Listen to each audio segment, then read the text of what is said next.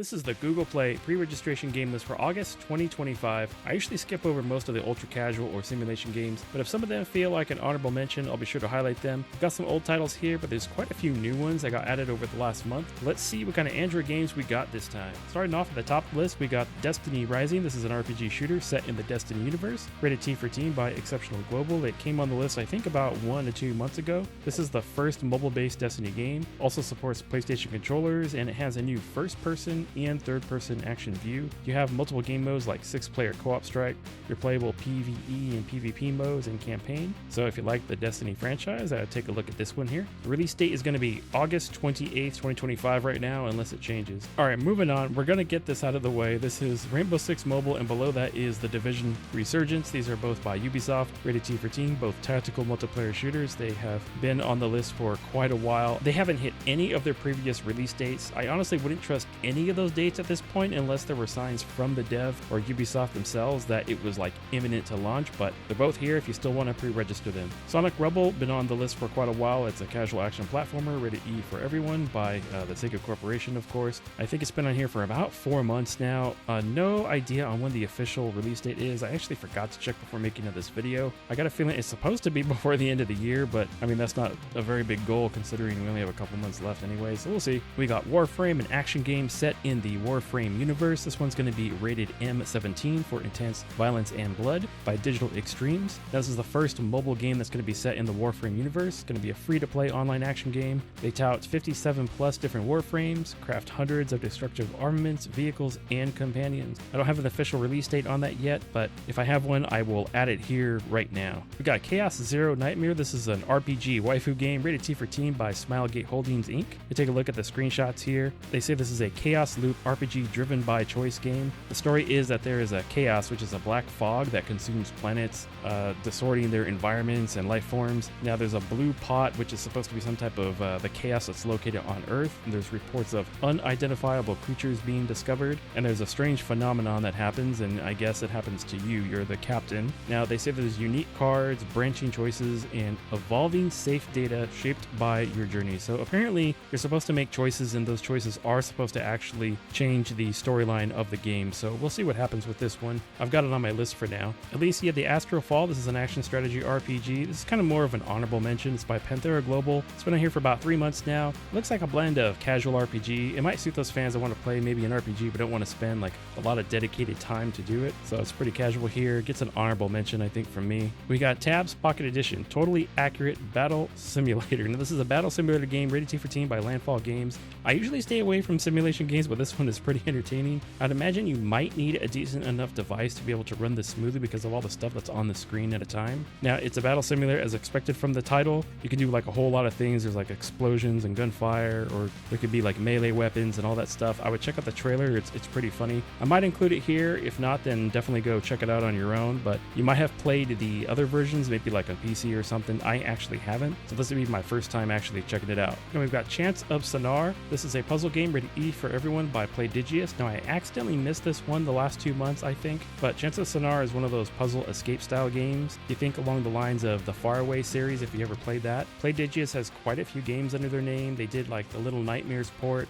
Dead Cells, and like a lot of others. Now this came out to PC and console a few years ago. This is just the mobile port of that. I'm a fan of this kind of game, you know, if it's done right. So far it looks pretty good to me, so there is a trailer there if you want to check it out. Now we got Toroa here. This is a roguelike dungeon rated E for everyone. Now this came on the list last month. I'll give this one a quick honorable mention. The gameplay doesn't look as fast as like I would prefer. It's this dungeon crawler roguelike game, and visually it looks pretty nice, so I want to see how it shapes up as it comes along here. So I have it on my wish list for the moment. Supremacy Warhammer 40,000. This is going to be the first Warhammer game that's on mobile. Just some screenshots here and a cinematic trailer. Still waiting on this one. Seems kind of neat. If you're a fan of the Warhammer universe, definitely check that one out. We got another new game here. This is Resident Evil Survival Unit, rated T for Teen by Aniplex. Now this could end up being a big game since it carries the Resident Evil title. You have to deal with base building, resource gathering, and quote, expand your influence. You're supposed to deploy survivors. You assign operatives to roles that are suited for like a specific situation. So you're building defense lines, and they say there's iconic characters. You got Leon Kennedy, Claire Redfield, Jill Valentine. There's no trailer yet, but we've got these screenshots to look at so far. So I think it's mostly a base building, base defending, resource collection game. We'll have to see how it turns up, and when they release some gameplay video, that'll be neat. We'll be sure to have it on the channel. Halls of Torment, no. EA Sports Tactical, not really my kind of thing. We got Sword of Justice. This is an open world MMORPG, rated T for teen, also by Exceptional Global. Now, the description says no pay to win. It's an Eastern open world RPG, so obviously it's Asian. It could be a nice game. I'm going to keep an eye on it and watch it develop. There's also no trailer yet, but we do have these screenshots here to take a look at. It doesn't look too bad from, this perspective right now, so we'll see how it comes. We'll see how it turns out. Acecraft Sky Hero. This is an action casual game rated E for everyone by Skystone Games Pte Ltd. Now, this has been going on about a month since it hit the pre-registration list. It's an interesting casual game I would normally pass on, but it has a very old 1950s, 1960s Felix the Cat style animation to it. The trailer is up if you want to take a look for it. I think it's just really different, and so for a casual game, it might be something that I have in my roster. And we got Gunfight King here. This is an action shooter rated T for teen by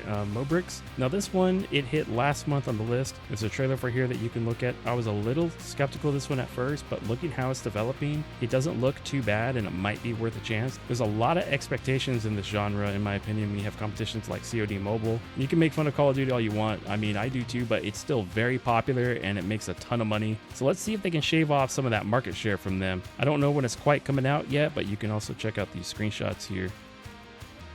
We got Seoul Exorcist 1111. Now, this one gets an honorable mention. It's not really my kind of game. It's a turn-based roguelike strategy action, rated E for everyone by Buff Studio Co. Now, it looks like a fighting game, but with roguelike elements. You have a time limit of 7 minutes or so to defeat each run, and there's 7 maps and a boss at the end of each run. And then you have to clear the same map 3 times to unlock progress, according to their about information. So, kind of looks like one of those like indie games, but I kind of like it, so maybe keep it on my watch list for the moment. Mercenary Syndicate, probably skip that one. Pharaoh Hotel, no. Diamond Painting, not my kind of thing. Indian Gully, bruh.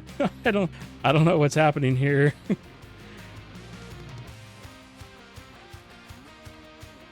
All right, well, you got like a Indian Simulator if you want to try that one out. Rated M for rated M7T. What happens in this game? All right, Bluey, no. Toem, a photo adventure. This is actually kind of neat here. Yeah, it uses these hand-drawn animations here, and you take your photos in this game, and then you're supposed to use those photos in order to solve the puzzles, in order to move on to the next area. It actually looks really different, really neat. There's a couple of games out there that have used the same concept, like where you're taking photographs and stuff like that. Just this one's like really enduring, more of like a casual laid-back adventure game coming soon, so maybe take a look at that one. We got Kaiju number 8, the game, RPG action, rated T for teen. This has been on the pre-registration list for about 3-ish months now. Official release date has been announced. It's supposed to be August 31st, so it'll launch for 3 platforms, PC, Steam, iOS, and Android. No console yet. It looks pretty good. I'll be covering this one on the channel, and I'm sure many other creators will be as well. Looks like to be one of the bigger games of the year. Make sure to check out that trailer. Dragon Ball Gekishin Squadra.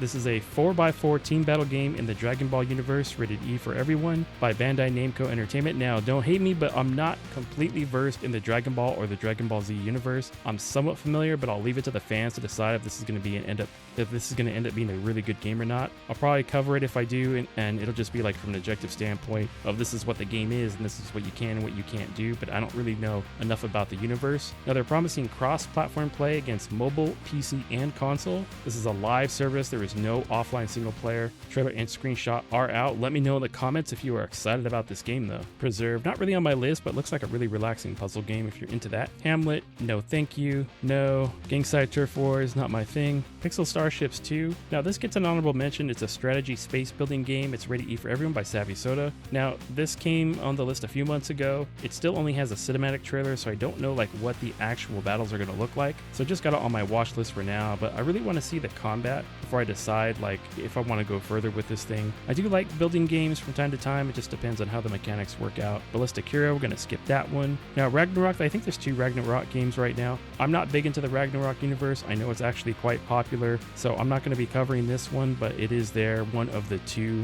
I'll mention the other one if I see it. Office Escape, no. Ghosty Trip, probably not. 100th Global, this one just gets an honorable mention. It's a match 3 game rated T for teen by Chen's Global Limited. Now, and I did mention this this last month. It's a match 3 game by the people that made ETE Chronicles. My opinion is that match 3 games can be good if it moves fast and it has like good visuals and less pay to win as possible, and I'm sure I'm probably asking too much, but I'll give it a mention here because I like a good match 3 game, and if you combine that with waifus, then I'm probably a sucker and I'll probably play it. Goddess Order, probably not. I think I'll move on here. We got Blade and Soul Heroes. This is an MMORPG hero collector, rated T. It says it offers both turn-based strategy and real-time combat. You're supposed to be able to seamlessly switch between the style, which is kind of neat. So in turn-based mode, you have all 5 team members, they fight, and then if you switch to the real-time mode, you have one designated hero, and then they're aided by 4 skilled linked fighters. So it's kind of a pretty interesting combat system. You do get cross-platform play with iOS, Android, and Steam on PC. Official release date is September 2nd, 2025. Monster Walk, I'm going to skip that one. We got Portal Warriors. This is a fantasy idol RPG, rated E for everyone, and you get waifu combat with this chibi style sprites, and I'm not the biggest fan of that kind. Now, unfortunately, the trailer only shows a really small amount of the combat, so it's hard to gauge exactly what it is. You get this like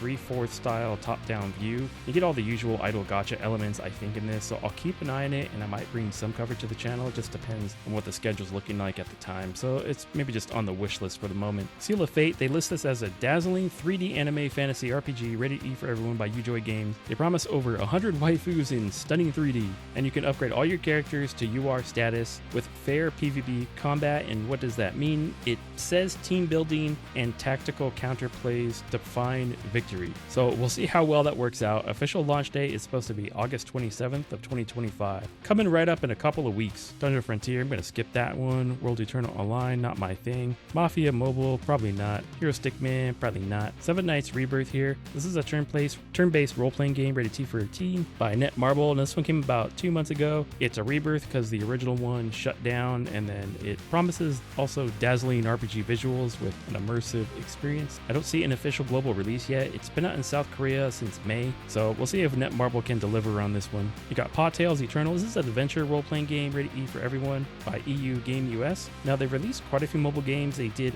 Culinary Wars, which I also covered on this channel some months ago. It looks pretty good visually. There's no trailer released yet, just some screenshots here. I'll keep an eye on the watch list for now, and I couldn't find an official release date yet, but it looks like it might be interesting. Take a look. Now here's the second Ragnarok game, Ragnarok 5 Returns. I'll show you some screenshots here, but not something I'm probably going to cover on this channel, but if you're a fan of the series, it's there. All right, we got King of the Fighters AFK. This is an idle RPG in the AFK fighter universe, rated T for teen. It's been on the pre-registration list for quite a while now. I get a quick mention for it because it's a well-known franchise. There's no official release date yet. There's just rumors that it might be the end of October. So if you've been waiting for this one, keep an eye out for it. It's not too long away. Legend of Elements, this is a role-playing game rated E by Joy Nice Games. There's no trailer yet, but we do have some nice screenshots. It does say it has AFK rewards, auto battle, and auto upgrading. Now that might not be a good sign. I'm hoping it's not one of those almost fully automated games where you don't get any real control over the combat. I enjoy a good RPG, and it has like this semi-nostalgia kind of feel to it, but I'll just put it on the wish list for now and then see how it comes along. We still got Indus Battle Royale Mobile on the list here. This is a multiplayer action shooter rated T for teen by Super Gaming SG. This is a squad-based battle royale. It's now though in open beta, so it's live. You can join in if you want. I have no idea on the official release yet. It's been on the pre-registration for several months. You can play it, provide feedback, help work out the bugs and all that. If I get time, I might jump in and see how it's going. But they do have the trailer. It came out a while ago. Stella Sora, probably no. Dragoneer Squad Idol, no. Another portrait casual game though, in case you want to load up on some casual games. Let's see, probably not any of these here. You want to duel a VTuber? Or you can be a VTuber and then you can duel other fake VTubers. Coming soon. And with that, we've come to the end of the list for this month. It was a bit longer because there was some more games that got announced. Be sure to keep an eye on the pre-registration list because it updates all the time. I'm going to get out of here. If you enjoyed this series, make sure to subscribe and like the video. It supports the channel. Tell me what games you're interested in down in the comments. Thanks for watching. This has been Blue Screen of Tech, and I'll see you in the next game.